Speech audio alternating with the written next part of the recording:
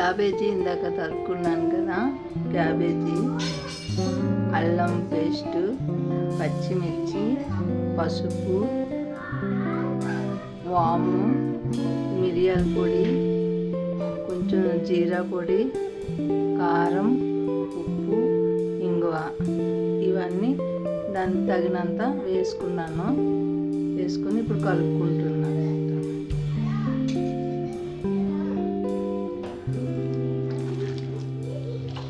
ఇప్పుడు కొంచెం వాటర్ పోసుకొని ఇలా కలుపుకోవాలి. కలుపుకొని ఒక 5 నిమిషాలు ఉంచేసుకోవాలి. మూత పెట్టుకొని ఒక 5 నిమిషాలు ఉంచాలి.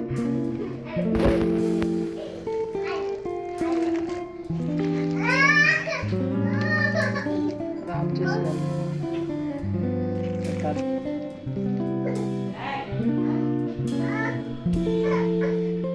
ఇలాగా కొంచెం గట్టిగా కలుపుకోవాలన్నమాట.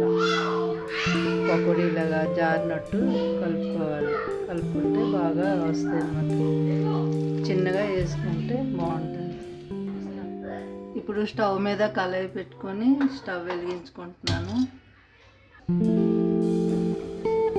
ఆయిల్ పోసుకుంటున్నాను. నేను అన్నిటికీ సన్ఫ్లవర్ ఆయిలే వాడతాను. ఎందుకంటే పొంగడాలు గట్రా ఏమి